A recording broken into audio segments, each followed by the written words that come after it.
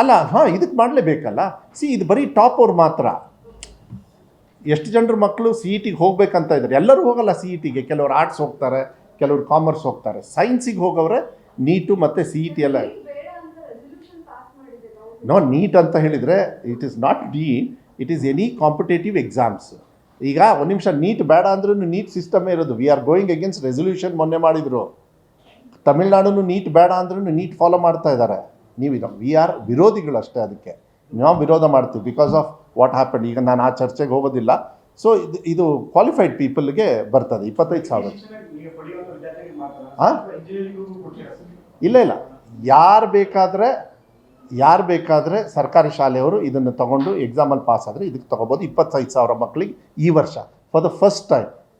ಇಷ್ಟು ವರ್ಷ ಅವ್ರು 1 ಲಕ್ಷ 2 ಲಕ್ಷ ಎಲ್ಲ ಕಟ್ಟೋರಲ್ಲ, ನಾವು ಫ್ರೀಯಾಗಿ ಮಾಡ್ತಾಯಿದ್ದೀವಿ. ಮುಂದಿನ ವರ್ಷ ಬೇಕಾದ್ರೆ 50,000ಕ್ಕೆ ಮಾಡೋಣ. ಎಲ್ಲದು ಟೆಕ್ನಿಕಲ್ ಕೋರ್ಸಸ್.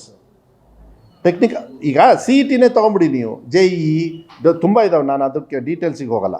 ಅದಾದಮೇಲೆ ನನಗೆ ಈ PUCಯಲ್ಲಿ ಹೇಗೆ ಟೀಚರ್ಸ್ ಕೊರತೆ ಸ್ಕೂಲಲ್ಲಿದೆ, PUCಯಲ್ಲೂ ಇದೆ. ಈಗ ಸುಮಾರು 800 ಚಿಲ್ಡ್ರೆ ಅದು ಸ್ಯಾಂಕ್ಷನ್ ಆಯಿತು. ಈಗ ನೆಕ್ಸ್ಟು ಐ ಥಿಂಕ್ ನೋಟಿಫಿಕೇಷನ್ ಹೋಗ್ಬಿಟ್ಟು ಅವ್ರನ್ನ ತೊಗೊಳ್ತಕ್ಕಂಥ ವ್ಯವಸ್ಥೆನ ಆಗುತ್ತೆ. PUC ತಾನೇ ಅದು 814 ಕರೆಕ್ಟಾ? 814 PU ಕಾಲೇಜ್ ಲೆಕ್ಚರರ್ಸ್ ತೊಗೊಳ್ತೀವಿ. ಆಮೇಲೆ ಅಪ್ಗ್ರೇಡೇಷನ್ ಆಫ್ ಸ್ಕೂಲ್ಸ್. ಈಗೇನಾಯಿತು, ನನಗೆ ಶಾರ್ಟೇಜ್ ಆಫ್ PUC ಕಾಲೇಜಸ್ ಜಾಸ್ತಿ ಬೇಕು. ಪ್ರೈಮರಿ ಸಿಕ್ಕಾಬಡೆ ಇದೆ ನಮ್ಮದು, ಅಲ್ಲಿ ಹೈಸ್ಕೂಲ್ ಕಮ್ಮಿ ಇದೆ, ಇನ್ನೂ ಕಮ್ಮಿ PUC ಇದೆ. ಅದಕ್ಕೆ ಅದನ್ನ ನೋಡಿ, ಹಿಂದೆ ಯಾರು ಮಾತಾಡಬೇಡಿ. ಅದನ್ನ ಮೇಲ್ದರ್ಜೆಗೆ ತೊಗೊಳೋದಕ್ಕೆ ಆದರ್ಶ ಏನು ಸ್ಕೂಲ್ಸ್ ಇದ್ದಾವೆ ಅಲ್ಲೆಲ್ಲ ನಮಗೆ ಆಟೋಮೆಟಿಕ್ಕಾಗಿ ಆಲ್ ಆದರ್ಶನ PUC ಓಪನ್ ಮಾಡೋದು. Adarsh was only till 10th standard. ಈಗ ಎಲ್ಲ ಆದರ್ಶನೂ ಕೂಡ ಸರ್ಕಾರದ ವತಿಯಿಂದ ಈಗ PUC ಆಗಿ ನಾವು ಓಪನ್ ಅಪ್ ಮಾಡಿಬಿಟ್ಟಿದ್ದೀವಿ. So that more students can come. So ಅವರಿಗೂ ಕೂಡ ನಾವು ಇದು. ಆಮೇಲೆ ಒಂದು 2,000 ಬೈಲಿಂಗ್ವಲ್. ನಿಮಗೆಲ್ಲ ಗೊತ್ತಿದೆ. ಯಾಕೆಂದರೆ ಏನಾಗಿದೆ, ಒಂದು ಕಡೆಗೆ ನಾವು ಕನ್ನಡ ಅದನ್ನು ನಾವು ಯಾವುದೇ ಕಾರಣಕ್ಕೂ ಮಾತೃಭಾಷೆ ನಾವು ಬಿಡೋದಕ್ಕಾಗೋದಿಲ್ಲ. Kannada first language, second language compulsory ಮಾಡ್ತೀವಿ.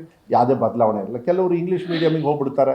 ಸರ್ಕಾರಿ ಶಾಲೆಯಲ್ಲಿ ಇಂಗ್ಲೀಷ್ ಮೀಡಿಯಮ್ ಇಲ್ಲ ಅಂದ ತಕ್ಷಣ ಇದೆಲ್ಲ ಇದೆ. ನಾನು ಅದು ಚರ್ಚೆಗೆ ಹೋಗಲ್ಲ. ಅವರಿಗೆ ಅನುಕೂಲ ಆಗಬೇಕು ಅಂತಕ್ಕಂಥ ನಿಟ್ಟಿನ ಮೇಲೆ ನಾವು 2,000 ಬೈಲಿಂಗ್ವಲ್ ಸ್ಕೂಲ್ನ ಬಜೆಟ್ ಅನೌನ್ಸೇ ಮಾಡಿದರು ಮಾನ್ಯ ಮುಖ್ಯಮಂತ್ರಿಗಳು. ಅದರೊಳಗೆ 1,500 ಆಲ್ರೆಡಿ ಸ್ಯಾಂಕ್ಷನ್. ಇನ್ನೂ 500 ಇದೆ.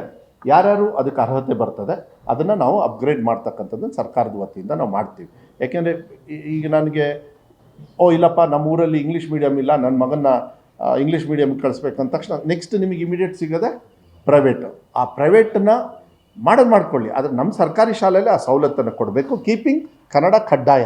ಅದನ್ನು ಯಾವುದೇ ಕಾರಣಕ್ಕೂ ಅದನ್ನ ಬದಲಾವಣೆಯನ್ನು ನಾವು ಮಾಡೋದಿಲ್ಲ. ಅದೊಂದು ಹೇಳಲಿಕ್ಕೆ ಇಷ್ಟಪಡ್ತೀನಿ. ಸೊ 2,000 ಬೈಲಿಂಗ್ವಲ್ ಸ್ಕೂಲ್ನ ನಾವು ಏನು ಮಾಡಬೇಕಿತ್ತು, ಅದರೊಳಗೆ 1,500 ಬೈಲಿಂಗ್ವಲ್ ಸ್ಕೂಲ್ ನಾವು ಬಂದ ಮೇಲೆ ಕನ್ವರ್ಟ್ ಮಾಡಿದ್ವಿ. ಇನ್ನೂ 500 ಸ್ಕೂಲ್ ಇದೆ.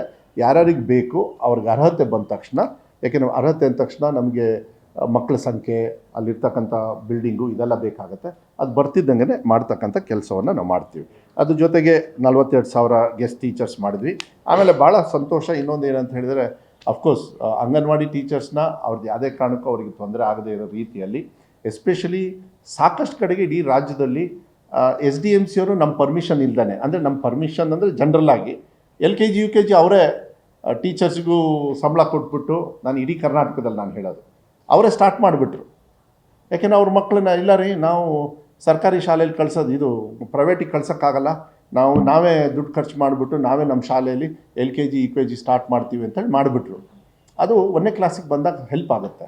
ಅಂಗನವಾಡಿಯಿಂದ ಎಜುಕೇಷನ್ನು ಸ್ವಲ್ಪ ಜಾಸ್ತಿ ಮಾಡಬೇಕಾಗತ್ತೆ. ಈಗ ಐ ಆಮ್ ವೆರಿ ಹ್ಯಾಪಿ, ಸರ್ಕಾರದ ವತಿಯಿಂದ ಅಂಗನವಾಡಿ ಅಂದರೆ ಲಕ್ಷ್ಮೀ ಹೆಬ್ಬಾಳ್ಕರ್ ಅವರು ಕೂಡ ಅವರು ಈಗ ಅಂಗನವಾಡಿಯಲ್ಲೇ LKG UKG ಸ್ಟಾರ್ಟ್ ಮಾಡಬೇಕಂತ ಐ ವೆಲ್ಕಮ್ ದಟ್. ಅದ್ರ ಜೊತೆಗೆ ನಮ್ಮ ಶಾಲೆಯಲ್ಲಿ ಮಕ್ಕಳು ಆಚೆ ಒಂದು ಸತಿ ಪ್ರೈವೇಟಿಗೆ ಹೋಗ್ಬಿಟ್ರೆ LKG UKG ಮತ್ತೆ ವಾಪಸ್ ಬರಲ್ಲ.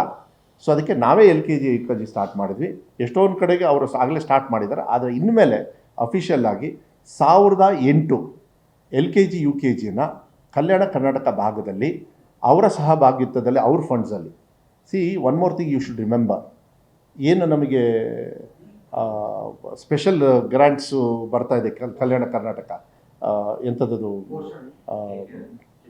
KKRDBಯಲ್ಲಿ ಎಷ್ಟು ದುಡ್ಡು ಖರ್ಚು ಮಾಡ್ತಾರೆ, ಮೋರ್ ದೆನ್ 25% ಎಜುಕೇಷನಿಗೆ ನಾವು ಖರ್ಚು ಮಾಡ್ತಾ ಇದ್ದೀವಿ. ಅವ್ರ ಕಮಿಟ್ಮೆಂಟ್ ಅಕ್ಷರ ಆವಿಷ್ಕಾರ ಅಂಥೇಳಿ ಒಂದು ಕಾರ್ಯಕ್ರಮ ಮಾಡಿ ಮಾನ್ಯ ಮುಖ್ಯಮಂತ್ರಿಗಳೇ ಅಲ್ಲೇ ಹೋಗಿ, ಯಾಕೆಂದರೆ ಅಲ್ಲಿ ಕಲ್ಯಾಣ ಕರ್ನಾಟಕದಲ್ಲೇ ನಮಗೆ ಎಜುಕೇಷನ್ ಕ್ವಾಲಿಟಿ ಕಮ್ಮಿ ಇದೆ ಅಂತೇಳಿ ನಿಮ್ದು ಹೆಚ್ಚು ನೀವೆಲ್ಲ ಸರ್ವೆ ಎಲ್ಲ ಮಾಡಿದಾಗ ಅಲ್ಲಿ ಜಾಸ್ತಿ ಕೊಡಬೇಕಂತೇಳಿ ಬಿಲ್ಡಿಂಗ್ಸಿಗೆ ಅವರೇ ಜಾಸ್ತಿ ಒಬ್ಬೊಬ್ಬರು MLA ರಾಯರೆಡ್ಡಿಯವರೆಲ್ಲ 60 ಕೋಟಿ 3 ವರ್ಷಕ್ಕೆ ಒಂದೊಂದು ಸತಿಗೆ 60 ಕೋಟಿ ಕೊಟ್ಟಿದ್ದಾರೆ. 20 ಟೀಚರ್ಸು ಕೊಡ್ತಾ ಇದ್ದಾರೆ, ಬಿಲ್ಡಿಂಗ್ ಕೊಡ್ತಾ ಇದ್ದಾರೆ, ಅಪ್ಗ್ರೇಡ್ ಮಾಡ್ತಾ ಇದ್ದಾರೆ. ಅಂದರೆ ಅವ್ರ ಹತ್ರ ಅಷ್ಟೊಂದು ಹಣ ಇದೆ ಇವಾಗ. ಅದನ್ನು ಸಂಪೂರ್ಣವಾಗಿ 25% ಮೇಲೆ ಅವರು ಖರ್ಚನ್ನು ನಮ್ಮ ಹಣ ಅಲ್ಲದೆ KKRDBಯಲ್ಲಿ ಬರ್ತಕ್ಕಂಥದ್ದನ್ನು ಎಜುಕೇಷನಿಗೆ ಅಕ್ಷರ ಆವಿಷ್ಕಾರಲ್ಲಿ ಸಪ್ರೇಟಾಗಿ ಇಟ್ಟಿದ್ದಾರೆ. ಅದನ್ನು ನಾನು ಅಜಯ್ ಸಿಂಗ್ ಅವರಿಗೆ ಮತ್ತು ಮಾನ್ಯ ಮುಖ್ಯಮಂತ್ರಿಗಳು, ನಾನು ಆ ಕಡೆ ಇರ್ತಕ್ಕಂಥ ಎಲ್ಲ ಮಾನ್ಯ ಸಚಿವರಿಗೆ, ಶಾಸಕರು, ಸಚಿವರುಗಳಿಗೆ ನಾನು ಧನ್ಯವಾದಗಳು, ಕೃತಜ್ಞತೆ ಹೇಳೋಕ್ಕಿಂತ ಸ್ಪೀಡಾಗಿ ಮೇಲ್ದರ್ಜೆಗೆ ತರ್ಬೋದು.